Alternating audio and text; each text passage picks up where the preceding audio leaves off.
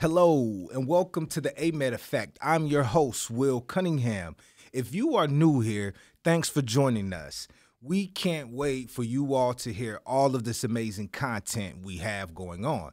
But before we get started, I need for you all to do a couple of things for me. One, please go like the podcast so you can stay up to date on the latest episodes and release dates. Next, if you have the opportunity, make sure you leave a comment on the episode that you listened to or that you watched and let us know how we're doing. And if you have a question, leave it in the comment section too, so that way we can follow up with you on the following episode. And last but not least, please share the show on your social media channels so that way it can reach people who may also be interested in the amazing opportunities that the U.S. Army has to provide. Now, let's get into the show.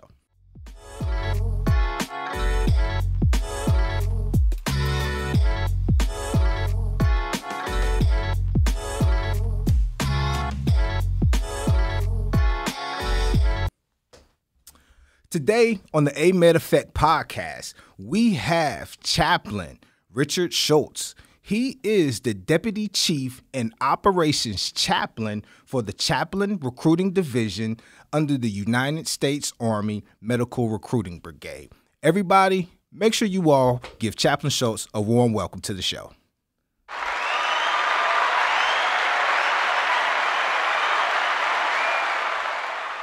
Thanks, Will. Thanks. I appreciate that. No problem at all. Good afternoon. How's it been going for you today, sir? It's going great. Life is good. That's good. That is good. That is great to hear. We're here.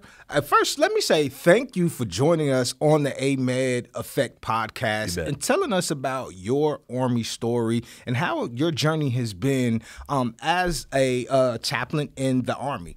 So, before we get started, could you please give the listeners and the viewers a brief background on who you are and what you have done so far while you've been in the Army? Yeah, sure. So, as you said, I'm a chaplain in the United States Army. My real name's Richard. I go by Ross. That's because my parents couldn't get along with my name when I was born. So my dad wanted a full family name, Richard Olin. And my mom said, absolutely not. I don't like Richard, so I've been called Ross all my life. It's my initials, so ROS. Yeah, I joined the Chaplain Corps in 2011, direct accession into the Army Reserve. Okay. And I've been doing that since then. Been here and there, a couple different places that we'll get into, I'm sure. And but out of Pensacola, Florida, that's where I was born and raised. I went to school up at Concordia University Wisconsin. I'm my denominational background is Lutheran Church Missouri Synod, and so that's one of our universities, one of our schools. I played Division III football there. And then went to seminary straight from there in St. Louis, Missouri, and then the rest is history. Rest is history right there. So you grew up in Pensacola, Florida. What's life like growing up down there in the beautiful state of Florida for Chaplain Schultz? Yeah, I love the beach. It's a place to be. Yeah, so I was up in the Panhandle. So Pensacola's up in the Panhandle, and actually you could just about throw a rock into Alabama from the southern part of Alabama. Yes. Yeah. So that's where I grew up. In about a 20-minute drive from the beach. It's kind of a weird, at my high school I went to, we had agriculture and FFA, and so we had cows at my school that we actually worked with, and then you could go to the beach, so we were like beach rednecks, Yeah. So you got a little bit of the best of both worlds, right? Then, right? Yeah. You can't beat that. Florida is definitely a big state. They're big on football. So when I think of Florida, I always hear about you have the Gators, you have the Seminoles, you have the Hurricanes, and then what is there? Is there another team that I'm missing? Not for sure if it's another team that I'm missing, but you said you play football. Which one of those college teams that you grow up watching or that you were a fan of? None of those. Yeah. So Roll Tide, baby. Yeah. So I in the Panhandle, you're kind of in the middle of everything. And so, yes, there's the Seminoles down the road, but equally to the other distance is LSU. So there's plenty of LSU fans. So I grew up, around people that rooted for Florida teams, but we also had Mississippi State fans, LSU, Alabama, Auburn, even Georgia. You know, I mean, you got to have the Georgia fans, but yeah. So I've always been an Alabama fan. I'm not a newcomer to that whole thing. Now, after you graduated from high school, you ended up attending Concordia University in Wisconsin, while there you earned your Bachelor of Arts in Pastoral Ministry with a minor in education. What took you? Did football take you to the school, or was there another mission or another journey that took you there? So about my junior year of high school, I kind of thought, you know, hey, I think I want to be a pastor. Okay. Didn't know what all that meant. I had a really good pastor in my life who mentored me, and he encouraged me. And I just thought, you know what, I think that's what I want to do. So the school up there in Wisconsin has one of the premier what's called pre-seminary or pastoral theology programs. I mean, I studied under some really amazing people at that university. Somebody that translated the Dead Sea Scrolls. Another individual that went on and has done some things kind of with translating Greek texts. Which the New Testament was written in Greek. Yeah. And anyway, so that was kind of the primary. I mean, I played Division III football, but it was Division III, so right away we should know that I wasn't like, you know, D1. And Division III, for those who don't know, there's no scholarships in Division III for athletics. Okay. So I didn't have a scholarship for that, but I did have a scholarship for going to the pre-seminary program and doing that. So that's kind of what brought me up to Milwaukee. And it was good because that's where I met my wife. Okay. Okay, so school took you up there. Yeah, that's right. Okay, good deal. Now, when you got to school there, were you already aware of the opportunities that Army chaplaincy provides? Absolutely not. Yeah, not even a clue on the radar. Now, growing up in Pensacola, you're in a Navy town, right? And so like the Blue Angels fly out of Pensacola. So I mean, the military was something that I always was around, grew up with. Kind of had a idea that I wanted to serve, but the idea of being a chaplain, I had no idea about in college. Okay, I wish I had, but as far as being a chaplain, but didn't know anything about it till later. Okay. So now that you are a chaplain, what advice would you give students on what they could be doing while they are to prepare themselves for Army chaplaincy? Because now I know you have individuals like yourself, Chaplain Burns, you all go to the different seminaries, speak to the students, so they are aware of what's going on. So what are some things that or advice that you would give them to prepare? Yeah, so right away, if I'm a junior or senior in undergraduate working on my bachelor's degree, I would say start discerning whether or not ministry is something that you are thinking about. Okay. That's something that you're prayerfully seeking, in whatever your faith group might be. You know, am I being called, if you will, into some level of ministry in which I'm a representative of my faith group in the community? Now, that could be, sometimes different faith groups, we call those pastors, some call it imams, rabbis, all these various types, right? So start thinking through that. Like, is that something I want to be? Right. Clergy. I think that's primary, because that's going to advance you forward in the idea of the call. Like, what am I getting into this for? And I think that's huge. So along with that, if you have an idea or a thought of doing this in the military, then that junior and senior year is the prime time, because then once you get into seminary, now let me just, so I'm calling it seminary. It doesn't have to be seminary. It can be master's degree education towards a theological degree. Okay. So, not every faith group has a seminary by definition or by name. They have like rabbinical school or so on and so forth. Whatever that is, and whatever that master's level education is, while you're there, you can be in the chaplain candidate program and already be in the United States Army Reserve, already receiving time and grade for your for your rank. You have all the benefits that come along with being in the Army Reserve, like insurance. That's a big one. That's big. You know, so all those things that come along with it, but you're also actively serving. So you're getting paid for being in the Army Reserve. You're drilling. You're gaining experience.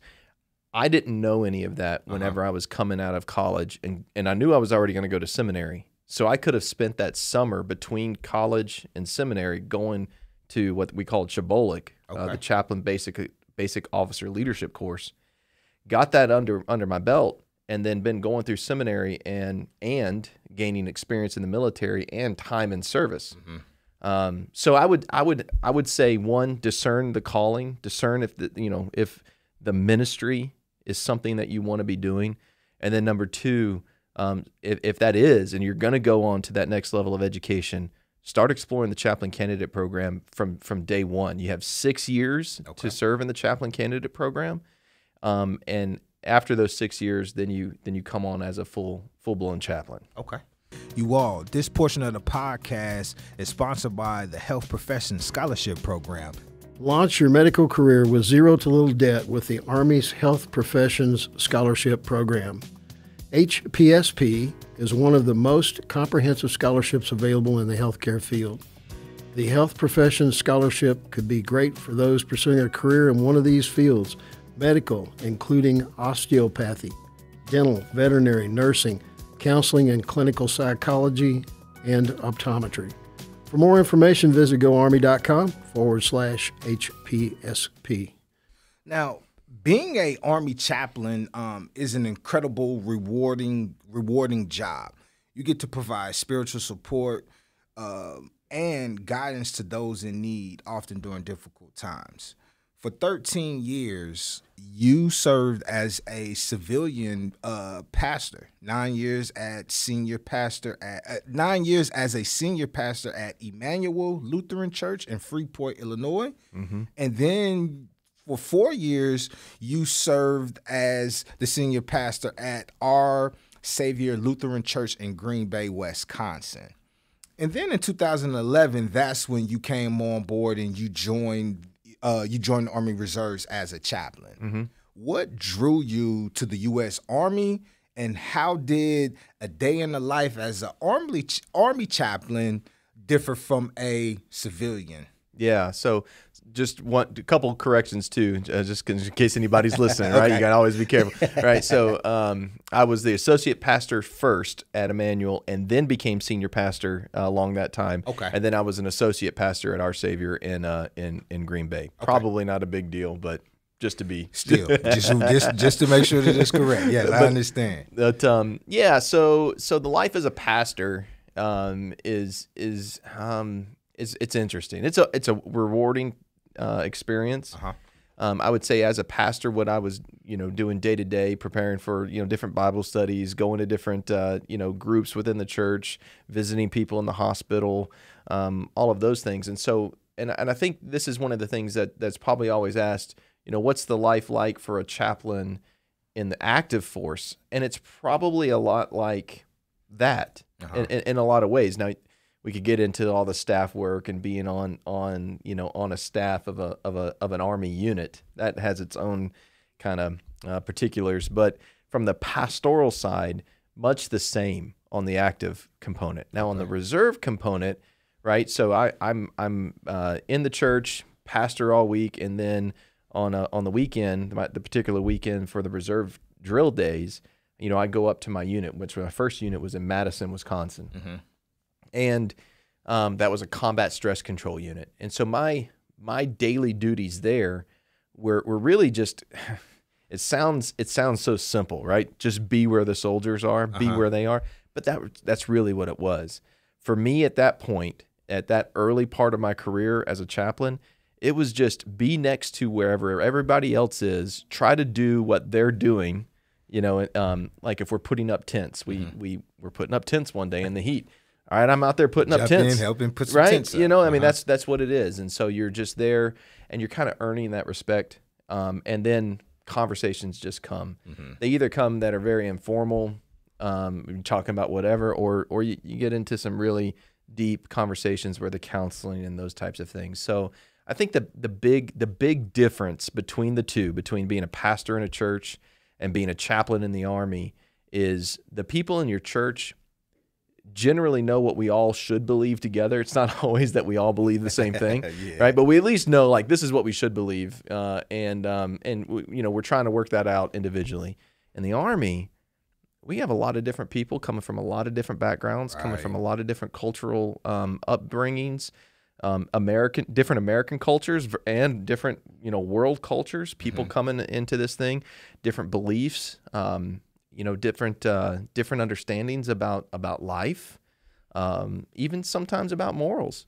And so that's the big difference is you have all these different people. So now, you are a part of that difference, right? A part of that makeup that makes the Army so awesome, that we're not just a collective of people who are all trying to believe the same thing. Right. We're actually a bunch of people trying to figure out the world, right? And having conversations that are important because the rest of the world are having the same conversations, right? And so you get to be a part of that. Yeah. So would you say that some of those things come down to interpretation, because people are going to interpret things that they read and that they see and that they hear differently? Yeah, I mean, if you set two people down and you watch the same news cast, right? Those two people might take away something totally different from that same thing, right? Now we could probably get into like all the biblical, interpretations and what people think of the scriptures and or their sacred text. But I think it really comes into, we have a nation that continuously seeks to improve the individual liberty, right? That you have an individual liberty to be the person who you are and who you want to be. There might be things that you do that I disagree with, wait a minute, but this is what we do in the military. We defend the right to live in a society that says you have the right to be the person you want to be. And we can have discussions and disagreements and talks about different things. And I understand in the political sphere that gets, that sometimes gets dicey. Yeah. But how we see the world brings about, and that diversity and that brings about so much more benefits to what this whole enterprise of the Army is all about. So, yeah, I mean, there's interpretations and all of those, but when it comes to being a chaplain, it's really, I'm not going to set aside who I am. I can't do that. Nobody can. Right. Nor should you, right? Right. So, but what I am going to do is present myself in a respectful manner to learn who somebody else is. Right. Yeah. Yeah. So, yeah, definitely. That definitely makes sense. And I think that if you are willing and open to sit down and hear and put yourself in that individual's shoes, then you will be able to learn a lot more and move around. That's the reason why I always liked growing up in that military setting, because of that. Because, like you said, it's so diverse. So now, earlier you spoke about the Chaplain Basic Officer Leader course. When you attended, talk about some of the lessons that you learned from the course, and how those lessons have helped you on your journey as a chaplain. So I think right away to that question, what I want to reinforce is the Chaplain Basic Officer Leadership course is teaching a clergy member how to do what they do in the Army. That's key. And I can't drive that home. And that goes back to my point about being, discerning the call, discerning whether or not, like, being a part of the clergy, being a minister, and that is something I want to be, because what's expected is that within your faith tradition, you have learned and grasped those things that are important to what you do as a clergy member within that faith tradition, right? So when I went to seminary, I learned a lot about what it means to be a pastor, and how to be a pastor within a Lutheran congregation. So now what Chabolic does is they say, we're gonna let you do that, but we're gonna teach you how to go about the right process of doing that in the Army, right? Because we don't want you to mess this one up, right? So that's the key, right? So you are called to be, or you are brought into the Army endorsed by your faith group to be a representative of that faith group in the Army to, one, bring ministry to those who are in that same body, if you will, same tribe, but to those who are not, you are also equally responsible for ensuring that they have the equal opportunity to worship as they see fit, as those people or whoever that might be sees fit, whatever their tradition is. I can't do what that faith tradition is, but I need to make sure that they have the opportunity. Okay. All right. So there's as the Army is, there's processes and ways to get that done, and so that's what Chabolik tries to teach you. Okay. And so that was the big thing that and honestly, so beyond that, in 2011, we were still we were still in Iraq at the time. We had a lot of veterans who had been downrange, and so a lot of our training at the time was built around that kind of emphasis. Yeah. And what that what the world was like at the time. Right. And so so we got out and did the Army thing that you run, you do push-ups and sit-ups. Stay in shape. Yeah, you do all that good stuff, and then you go and do a classroom setting and learn kind of all those processes too. Now, as you have been on your journey as a chaplain, whenever you come to any roadblocks or any difficult situations that you run into, do you reflect back or do you refer back to some of those lessons and those teachings that you learned while at taking that course? So I don't want to devalidate Chabolik. Chabolik's an amazing event, and it's always Chabolik falls underneath or within the United States Army Institute for Religious Leadership, underneath the Religious Leadership Academy, and that's a training and doctrine command organization. So I know that there's going to be people out there like, oh my goodness, he just left me. But I'll just say this, and we all know this, that the Army does a really good job of making sure that we are documenting and training, not just to standard, but for purpose. And so that's what training and doctrine command, TRADOC, does. So everything that they teach is important, and it has a purpose behind it.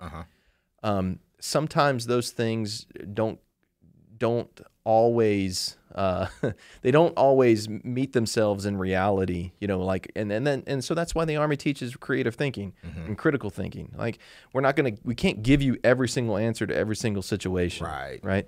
So yes, I go back and I think about some of the experiences of Chabolik, but honestly, the biggest piece and the most important thing I could say is finding, and not just finding, but reaching out to more senior chaplains and always asking questions. Here's my situation. Here's my concern. Either what would you do, or what do you think I should do? And I mean, I've never gone wrong with that, right? Always just because you're building on the experience of others, which is what Chabolik is seeking to do.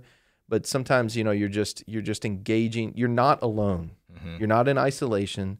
You're not just this person who's been put into a unit that you have no other people that you can reach out to. Right. And I'll tell you what, Will, some of the best experiences I've had is being in units where I've been around some amazing leaders, right? Like one of my units, the commander was in his civilian role, a senior level person for PayPal. Oh wow! Right, and so like I had FBI agents, Secret Service agents.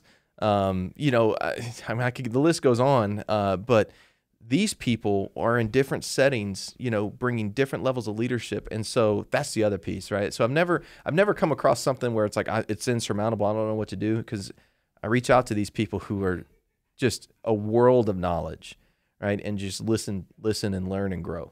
So pretty much education is the best teacher, or experience is the best teacher. Oh yeah. So definitely. Having that experience definitely will help. And talking to somebody who has already dealt with that would help too. So good. Before we continue on, we're going to take a small break. Listen to this quick commercial. Are you looking to pursue a successful healthcare career at one of the largest and most advanced medical facilities in the country? If so, look no further. The U.S. Army is here. Visit goarmy.com/AMEDD to learn how you can serve soldiers, their families, military retirees, and at times the general public while providing meaningful service.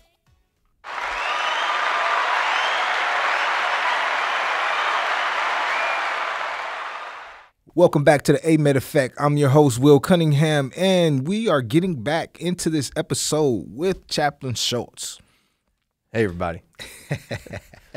Now, Chaplain Schultz, in 2001, your first assignment was with the 467th Combat Operational Stress Control Detachment in Madison, Wisconsin, which you spoke about earlier. Then you were a part of the 646th Regional Support Group as the battalion chaplain for the 687th. For the 687th Combat Sustainment and Support Battalion, along with the 103rd Chaplain Detachment. Yep. When you were a part of these, what we call them, formations or units? Units, yeah. When you were a part of these units, how many soldiers were you responsible to provide spiritual guidance to? And how long did it take for you to transition from being a civilian pastor to a Army chaplain? Yeah, so right away, my first unit, the 467 Combat Stress Control Detachment, only about 40 total soldiers in that detachment. Now, we fell underneath, that detachment falls underneath a larger medical unit called a CASH, a Combat Support Hospital. Okay. And so we were just a detachment of that, specifically outfitted with basically components to bring people back into the fight. So combating operational stress, whether that be traumatic event management or things like that. Now that unit was one of the units when they deployed in 2009.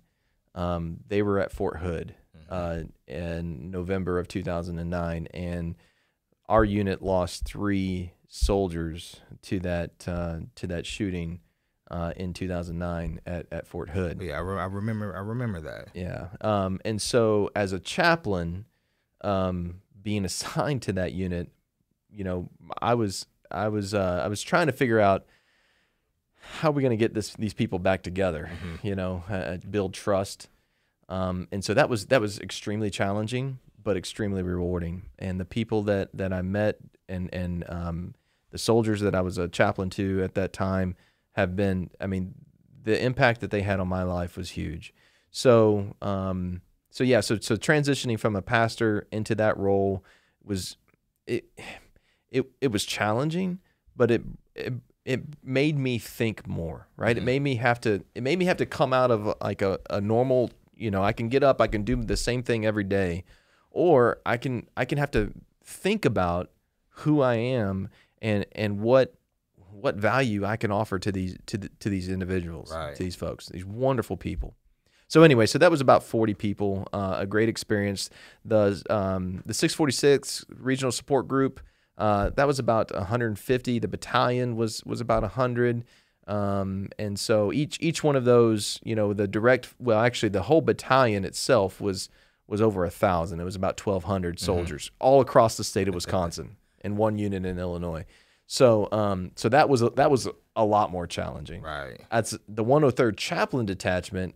It was just me and my chaplain assistant, and then that was the unit that I got deployed with. Okay. Right. So being chaplain detachments are unique. We don't have enough time to get into all those things. Okay. But they are fun. So if you have a person if you're out there and you're watching, and you're looking at becoming a chaplain in the United States Army Reserve, I'm telling you, the chaplain detachment is where it's at. Some people might tell you differently, but I think it was one of the most rewarding positions I've had, and it was definitely a good experience. And it's they're built basically as augmented units to go and support, you know, the operational force somewhere deployed. Right. And you can be inserted anywhere. Right. That's kind of how they're built. Okay. And I stated earlier that I felt like the Army or just the military in general is like a melting pot because it's so diverse. Now, and you may have spoke on this a little bit earlier, but I want to ask you again. Since you have been serving, what has your experience been like providing spiritual care to individuals from different faith backgrounds? Mm-hmm. Yeah, so I think one of the things, it's really easy to live in your own world, right? And defend yourself to yourself. Mm-hmm.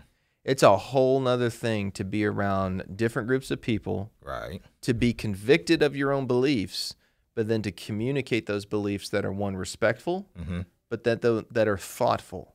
So I think that's what the Army has done for me, and what being around different folks, like one of the questions I get all the time is, are you able to be true to your faith, in this world, or in the Army? Mm-hmm. And I get there's a lot of assumptions out there about the Army or about the political environment.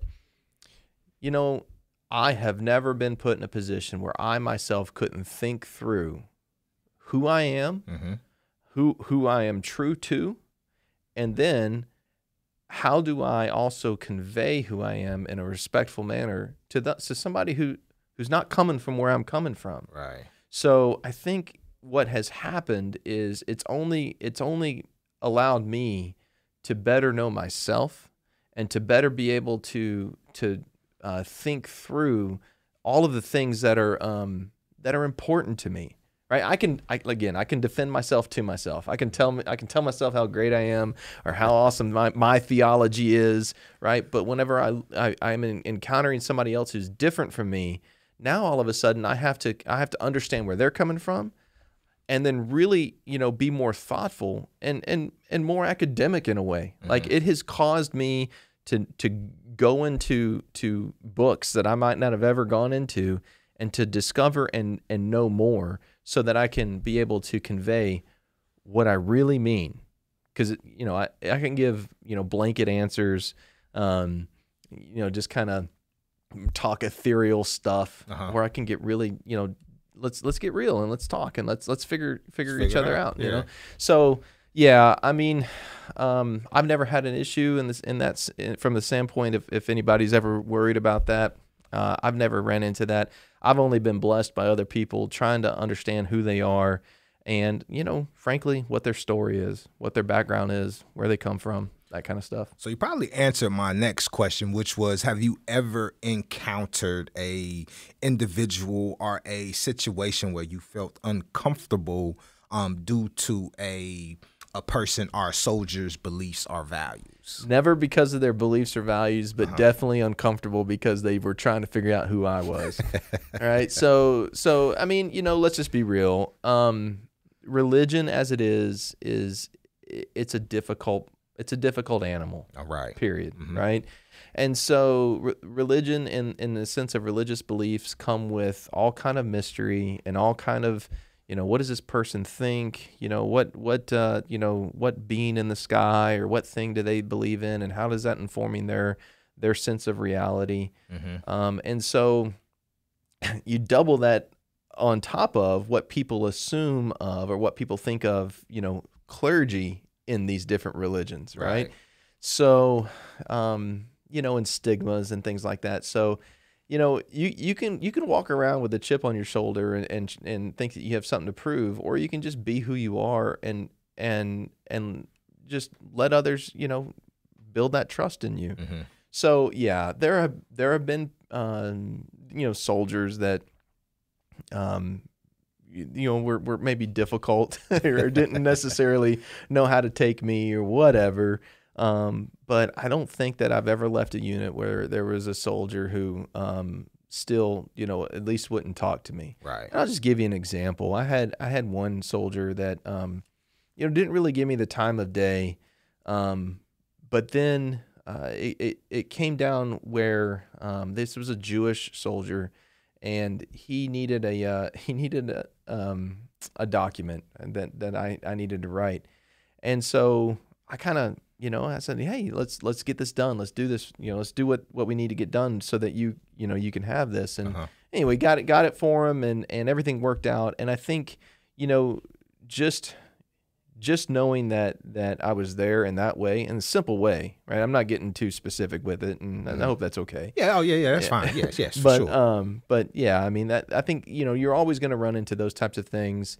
There's going to be places in life where people, you might want to try to give you a hard time, but that's anywhere, Yeah, it comes with it. Anywhere you go, whether that's in a military setting or a corporate setting, whatever it may be. Yeah, wherever. Yeah. So just be true to who you are and be respectful.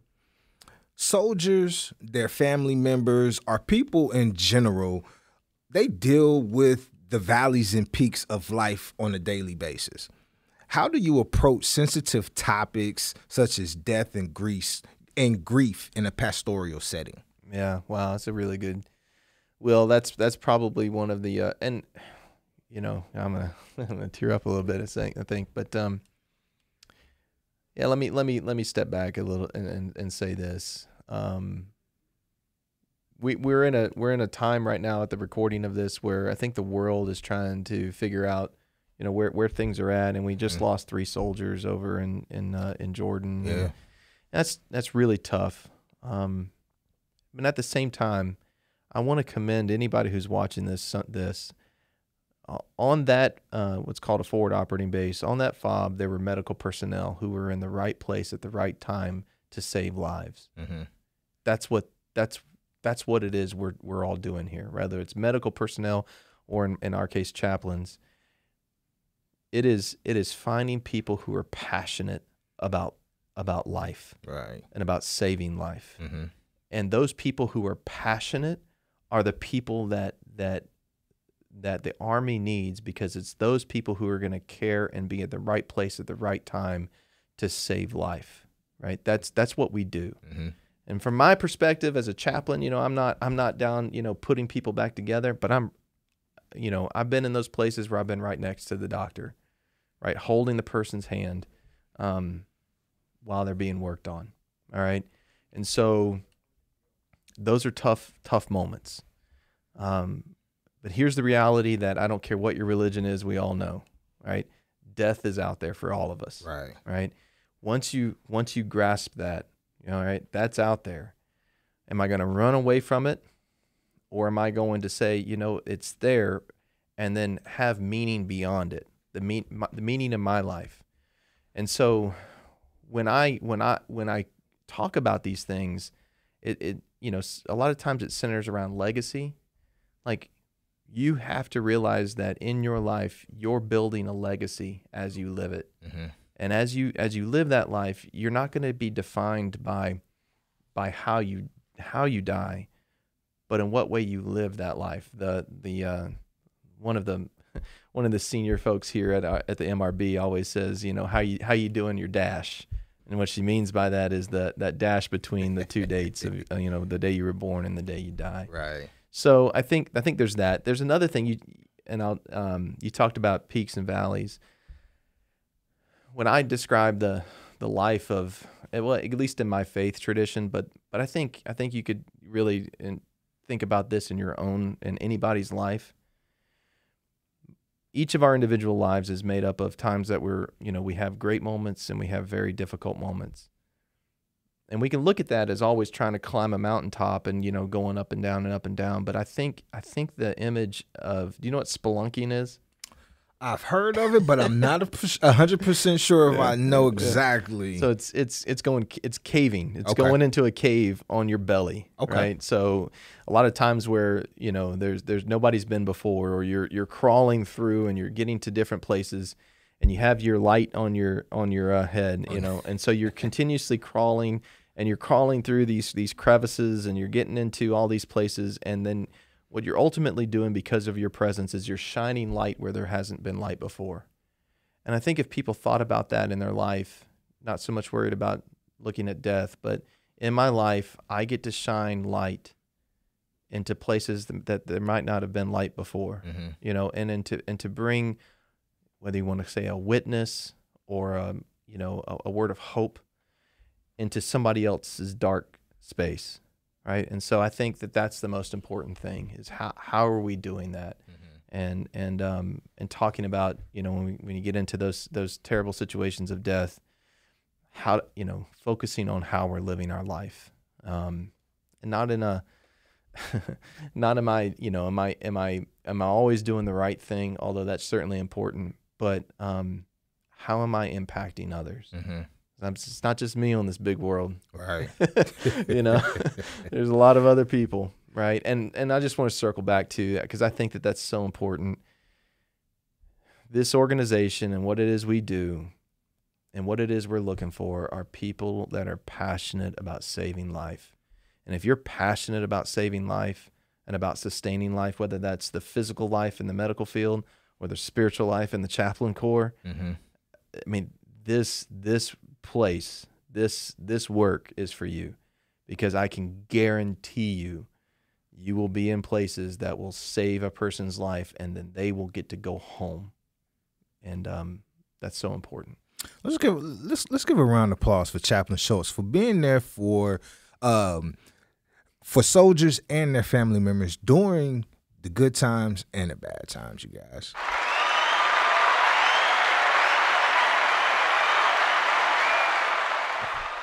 Since 1775, Army chaplains have acted as spiritual counselors who support, motivate, and provide emotional guidance to soldiers and their families. We are looking for chaplains to care for spiritual, moral, and emotional well-being of the Army. Follow your calling as an Army chaplain. Visit goarmy.com/chaplain for more information or to speak with one of our virtual recruiters today. What do you think are the most important qualities of a successful chaplain? So, number one, discerning the call. Your faith tradition will inform what that means. Your faith tradition, so I can talk to you about my faith tradition till I'm blue in the face about what it means for me. But I think your faith tradition will identify that you have discerned that you are being called into this ministry to serve others. Not to be served, not to receive accolades, but to serve others, mm-hmm. in all facets of life, right? So that's a quality that I think is primary. The other one, and this is probably one that some people might not have on their minds, but I think you can cultivate over time, mm-hmm. and that is being a good. We talk about it in the Army terms of being a good staff officer, but I think if we were to frame that from just a generality, being a good planner. It's one thing to come into this field and try to be around all the people and do all those things. That's good. But I think, it takes good planning and integration of that plan into a much bigger plan. Mm-hmm. That's huge. So if you can do those two things, if you can discern your call and know why you're doing what you're doing, and then effectively plan, effectively take that calling and put it into practice through intentionality, mm-hmm. right? Being intentional with it, I think you're going to succeed. You're going to do all right. There's going to be challenges, but that's huge, right? And so, I think discerning of the call and being an intentional planner of how you're going to do that. What is the one saying that they say? Proper planning prevents poor performance. Exactly. Yeah, planning. I get it. And Will, you know this to be true in your role and what we do here, right? Like none of this comes to fruition without kind of forward thinking and planning, and that's just part of it. Yes, 100%. 100%. Earlier, you spoke about being deployed when you were with the 103rd Chaplain Detachment. You all went over to Kuwait. Talk about your deployment and how life of a chaplain differed while providing spiritual care in a deployed setting. Yeah. So when I was there, I was attached to what's called ASG Kuwait, Area Support Group Kuwait, and then put in at Camp Buehring. And then I had several units that I oversaw and was a chaplain to. Mm-hmm. So I had an EOD, that's the explosive ordnance unit. I had an Army dive unit. Did you know we have an Army dive? I didn't know that. These dudes were, that was great. So I got to go swimming with them in the, whether you want to call it the Arabian Gulf or the Persian Gulf. We were like swimming out there, you know, with the masks and everything, and that was so much fun. So I had, but you know, their mission was, they also had missions up in Iraq as well. Okay. And so did EOD. I had a chemical, like a CBurn, you know, for decontamination. I had that unit, and then I had the unit that was assigned directly there to Camp Buring. And so this was later. It was in 2016. So during kind of the ISIS campaign, a lot of the missions were kind of coming out of Kuwait up into Iraq and doing different things. My role as a chaplain then was interesting because I kind of ministered to all those units. I was also the de facto chaplain to a basic leadership course that we had, so we would have units or soldiers come through that course downrange. Okay. And then I, you know, went forward into Iraq and saw people there as well. You know, it was 100% going all the time, and then trying to find those moments of you know, where can I be alone for a minute, and then kind of regain myself, and then go back and do what I can do. Once you get into the groove of a deployment, it's kind of repetitive. You know your battle rhythm, as they say. You know what you have to do, and you just you wake up and you go.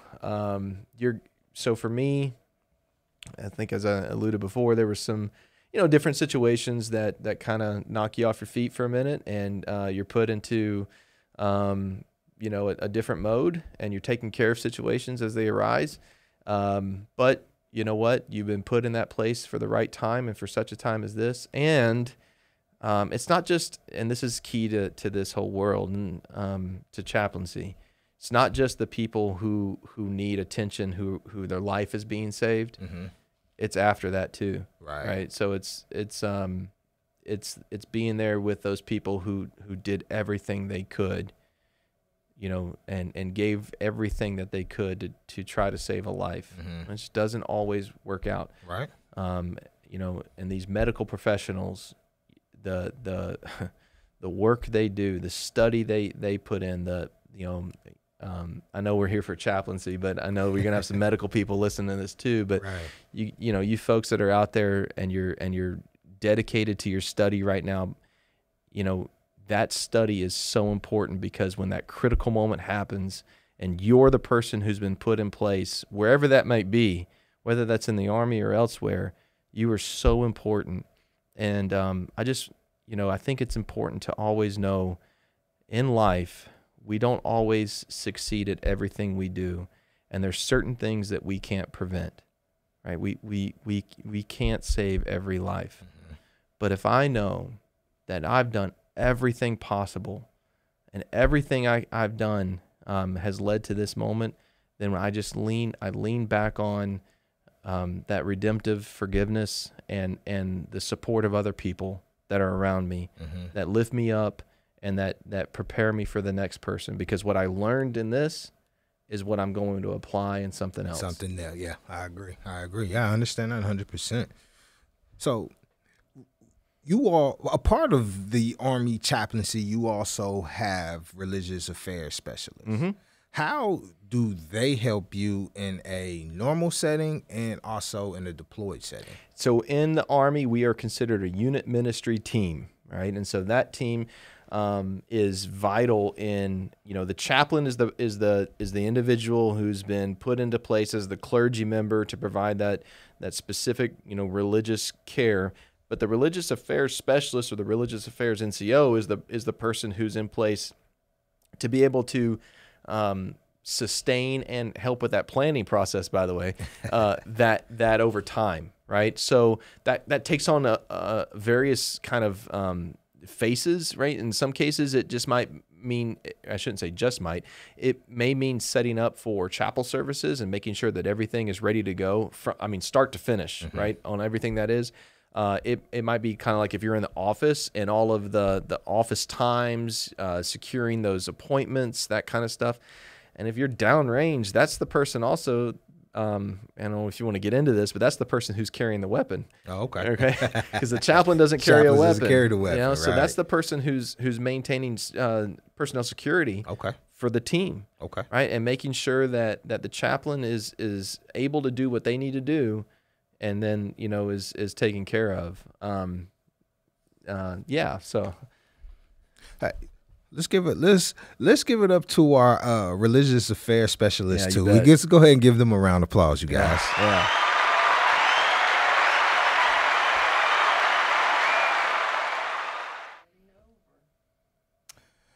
Now, being deployed can be a stressful situation. Some people like it, some people don't like it. Talk about your likes or dislikes being deployed, if there are any. So, any dislikes I have are going to be trite. But talk about trying to get away. So when you're deployed, you're often given what's called a CHU, a containerized housing unit.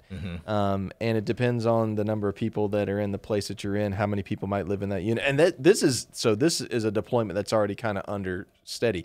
There are other deployments where you're not given that. You're sleeping in the dirt, Don't let that be afraid, don't be afraid of that, anybody. It's fun too. But I had a CHU mate, and his name's Bobby. Bobby was great.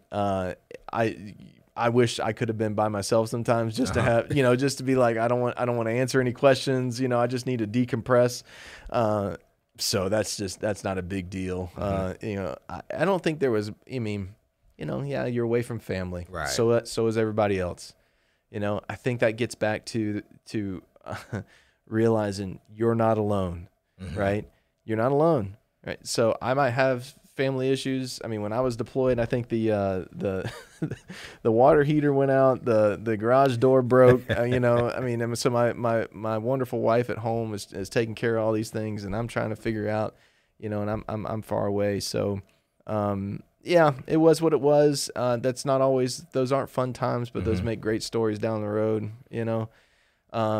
What I did like, Christmas. Was a wonderful service. We had this. We actually put together this.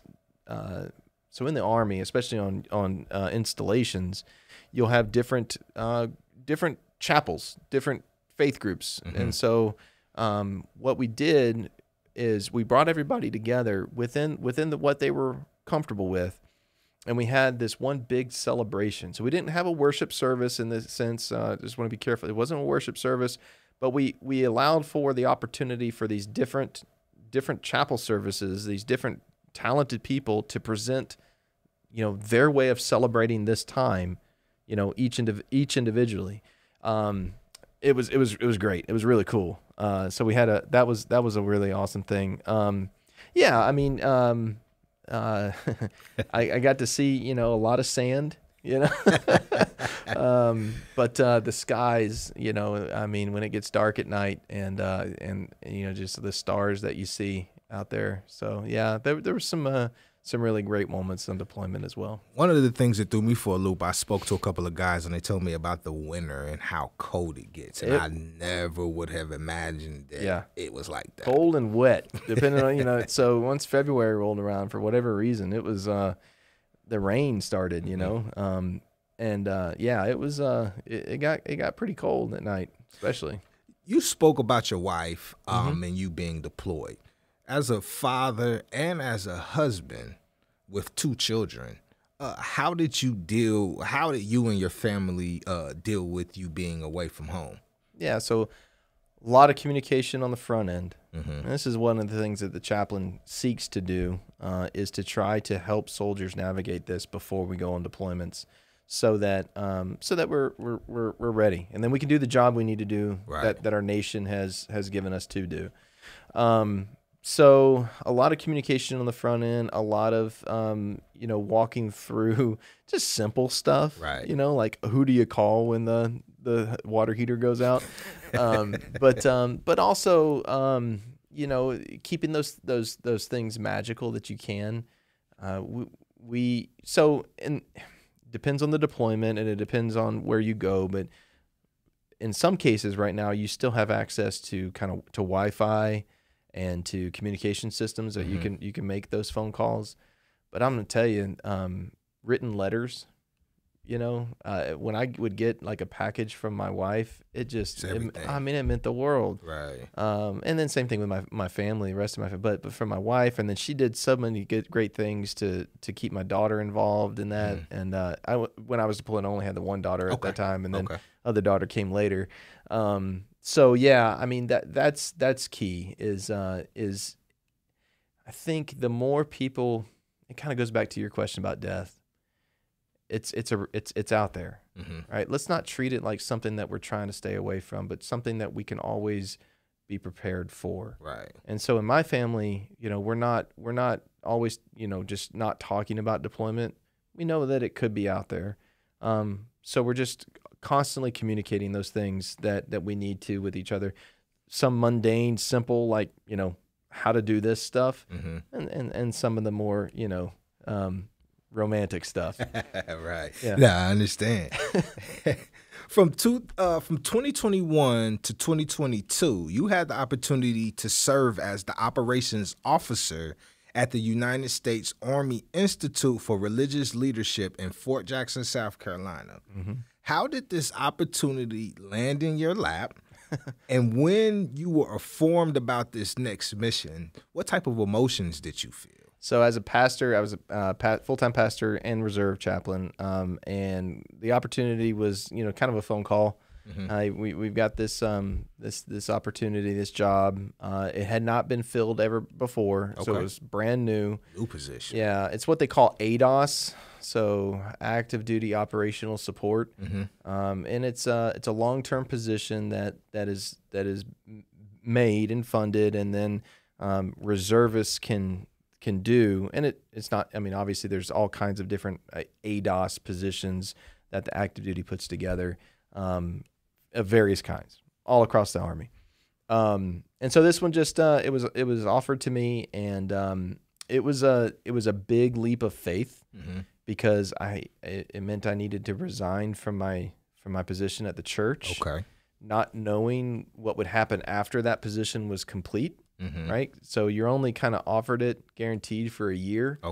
And it, a lot of times they'll carry on, but you hope you're going to do a good job and they're going to want you to stay, that's one thing. I will say about the position itself, it was just a dynamite opportunity, to be in kind of a different capacity than I have as a chaplain. It put me in an operations setting where I'm really looking at like operations. You can talk about that planning stuff, right? Operations orders, calendars, all the stuff that operations folks do.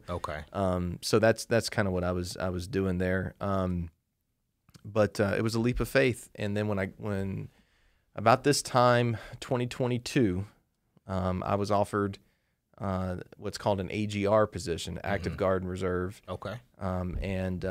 And said, hey, we'd like to, hire you on AGR, so full time, indefinitely, basically, and send you to Fort Knox to the Medical Recruiting Brigade, and work in chaplain recruiting. So I was like, all right, outstanding, So it all worked out. It's been good. Worked out. So after that happened and you became to AGR, you came here where you are currently the Deputy Chief and Operations Chaplain. Talk about what you currently do in this position and how the mission differs from what you have done in the past. So we have a term in the chaplain corps for this level of position. It's called the AMEDD ministry. So it's administration. This is, it's a lot of, it's heavy on that part, right? I'm not right now in the capacity that I'm in. I'm not doing a whole lot of counselings and leading worship services. Although in my own faith community, my church, my local church, I do. In fact, I'm leading a Bible study right now. I'm in a small group, and then I about once a quarter I lead worship services at my local church. But so the position I'm in here is very much administrative. I'm all the packets that are put together for applicants seeking to become a chaplain, they all come up through my office. And so I'm just doing the administrative stuff, all the boring stuff along those lines of all those packets coming in and making sure that everything's good to go and people can make it to the board to become a chaplain in the United States Army. Now, working within the recruiting portion of chaplain or Army chaplaincy, I noticed that you went out with Chaplain Burns not too long ago to an event where you all had the opportunity to speak to some students who may or may not want to come and do their job in the Army. How often do you go out to those type of events and speak to the students? Not speak to the students, but be more hands-on with that in that type of situation. For me, that was the first time. Okay. And it doesn't happen often because my job is here and in that way. Now, the reason I went to that event, that specific event, is because that was one of the two seminaries for my church body. We had two seminaries, one in St. Louis and one in Fort Wayne.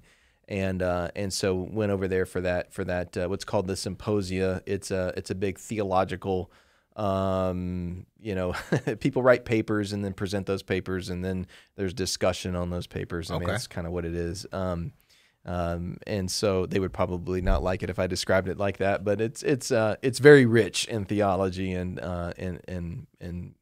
very good experience. So that was actually an amazing experience for me to get out there and kind of be on the ground with what our recruiters are doing and the hard work that they're putting in to try to get out there and tell the Army story, tell people about what it is to be a chaplain. And it was an event like that back in 2009 that kind of, tagged me on the shoulder and said, "Hey, have you ever thought about this?" And I was like, sure, let's give it a shot, and here we are. Okay, good. That's good to hear. That is definitely good to hear. So speaking about the opportunities that Army chaplaincy provides, like for instance, like Chaplain Torres, Chaplain Burns, when they go out and they talk about all of these different opportunities. Inform listeners or viewers who may be potential candidates of a few of the opportunities that are available out there. Yeah, so let's get into it. So there's one that you can do on the civilian side that you can also do on the Army side, and you can do it full-time or even part-time, and it's called clinical pastoral education. Usually held at hospitals. It's an education that helps advance your ability to bring pastoral care in the clinical setting, in like a hospital or hospice care, and so there's 4 components of that, and it's an awesome opportunity for those who are able to do that. Okay. There's also family life chaplaincy, and that's heavy on counseling within family life. And so that's a great opportunity. There's also ongoing study.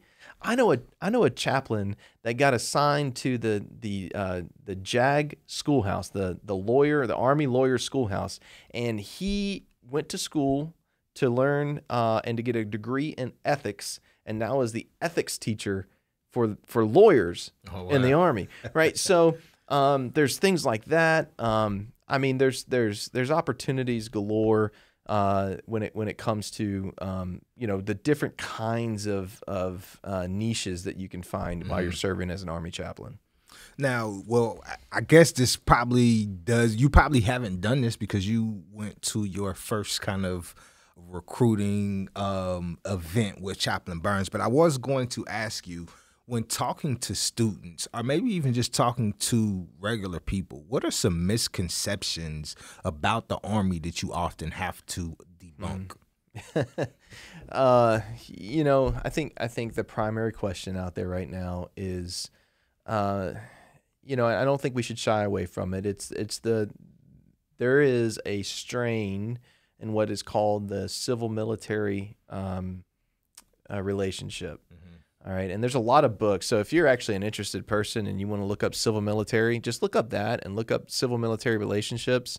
And there's some great content out there, both historically and now, about where things are at. And I think it would be enlightening for people to really understand what it is that the Army does. And I think this is probably one of the biggest misconceptions overall, and that is that the Army is a profession that is there to serve the civilian population. That is a tenet of the American understanding. We are I I guess you might say owned and operated. We are overseen by civilians, right? And that's important for us. That's important for the way that we do what we do in the profession of arms, as it's called in the military. So, that's seen very, kind of, you see that in the Secretary of Defense, right? That's a civilian position. The Secretary of the Army, that's a civilian position. The President of the United States, civilian in that capacity, right? And then we have wonderful people that we work with in the military that are civilians, right? That are government employees that work with us, right? And they are often the continuity in all of these units that are, I'm going to go somewhere else, right? But the folks like yourself and others who are in our units are going to stay and keep providing that continuity. Right. So that civilian control is fundamental. It's huge. And so I think you take that alongside with, people's questions about, is the Army, doing this or doing that? I think the reality is as we go about figuring out life, and the American culture and the American experience continues to grow and to discover each other, we're going to be doing the same thing because that's what our civilian population is doing. Right. Now, the other side of it is we are going to be dedicated and focused on doing what it is that the civilian population wants us to do, and that's to keep America safe. So while all this other stuff, and discussions and figuring things out, all that might be seen, I think the biggest thing for people to understand is that we are professionals and we are ruthlessly honing our skills at protecting America. That's what we do. And that's what we are darn good at. Definitely good at that. Definitely good at it. How does Chaplain Schultz stay informed on current events and changes in the field of chaplaincy? In the field of chaplaincy? Yes. So I think that's multifaceted. Okay. All right. So I think it's important to take what I know and do as a chaplain and inform that into the environment. So on the one hand, I'm very in tune to my denomination, which is the Lutheran Church Missouri Synod, and to journals and publications that keep up my theology. Like I said, I also am involved in my church and just keeping up that practice to make sure that I'm in my sacred text and understanding what I understand of reality to be and what God has said, and informing that. But I'm also looking at other things that are extremely important, especially, and we could do a whole nother podcast about this, by the way, on matters of just war theory, ethics, military ethics, how we employ the art of the military and military operations, and thinking of that from an ethical perspective. All right. So in order to do that, you need to be informed about all the different things that are going on. Right. I don't think this is probably the setting to get into specific, periodicals or things I listen to. But I would say if somebody's really eager, there are what they call think tanks out there, and they all have podcasts and they all have journals. I will say I think this is a reasonable one. If War on the Rocks. So the War on the Rocks is it's a think tank, and they put together a lot of wide political variety, articles and journals, and also podcasts that get after kind of what's happening, what's going on around the world, how international relations, security strategy, and all those things kind of interplay. So that's important to be up to speed on all those things, so that what I do as a chaplain, right, I can be informed by these things and then bring in, especially when you start talking about military ethics, just war, and those types of things. Okay. Now, just a couple more things before we get out of here. The military does an amazing job at recognizing and awarding soldiers for their contributions. Tell us about some of the medals that you have been awarded while in service. While in service, yeah. So this is the one thing that I think if you're out there and you're thinking about becoming a chaplain and you have discerned the call, understand that when you get into this setting, there is a time when you have to love yourself a little bit and promote yourself. All right. And so one of those times is in your annual review, right? And what's called your OER, your Officer Evaluation Report. You kind of have to make sure that everybody knows all the good things you did in the year, so that, and then there's also awards, which are it's a big thing, but it's not just big for the person who receives it. It's telling the Army story. It's not, an award isn't given just because you did something great. It's because what you did, we want to make sure we replicate and continue doing. Gotcha. That's why the Army does what it does when it gives out meritorious service medals and legions of merit, right? There's something that we want to make sure that we continue to do. That's why we amplify the Medal of Honor so much, because those people did something that we say a human being did that. You can have a love for self, a love for country, and love for others that would inform you to be able to do that as well. So after my time over at the USA Earl, the United States Army Institute for Religious Leadership, I was awarded one of the higher branch awards for the chaplain branch, and that's the Order of Martin or Tours. Okay. If you want to, St. Martin is kind of the story behind that is where we get the name chaplain from. Okay. It's basically on a coat he wore. But anyway, so we have a branch award that's called the Order of Martin or Tours, and it was very humbling that I was even considered, but that I was given that. So that's one of my that's one I hold in high regard. Yeah. Good deal. If somebody is interested in learning more about Army chaplaincy, where can they go to find more information, or how could they? Is there anybody who that they can reach out to? Yeah. So definitely, if they're listening to this, then definitely go to the Facebook page for the 3rd Medical Recruiting Battalion. Okay. All right. That's going to get you where you need to go to find our chaplain recruiting station. Okay. So the folks at the 3rd Medical Recruiting Battalion are going to be the subject matter experts to get you where you need to go. Gotcha. I think going that route's the best route. Contacting anybody, put something in the chat, and we'll get you where you need to go. And now, if they're across the United States and maybe not in the 3rd Medical Recruiting Battalion area, we'll get you where you need to go, right? There's going to be somebody we can get you to talk to. If you're looking for, if you just want to say, what is the Chaplain Corps doing, and the different things that it's doing, and you can go to Facebook and look up Army Chaplain Corps, and there's a Facebook page that the Chief of Chaplain's office puts out, and all the different things that the Army is doing. And then the other thing is goarmy.com/chaplain, and that'll give you some overall information. But I would highly encourage, if you go there, before you do anything else, come back to Facebook or come back to any contact information for the 3rd Medical Recruiting Battalion, 3rd Medical Recruiting Battalion, and get with somebody there, and we'll get you to the right spot. And my last question, what is next for Chaplain Schultz within the military and after retirement? Oh, that's a great question. So I can tell you, after retirement, I'm going to go back to the church, and I'm going to be a pastor of a church somewhere. Okay. That's what I do.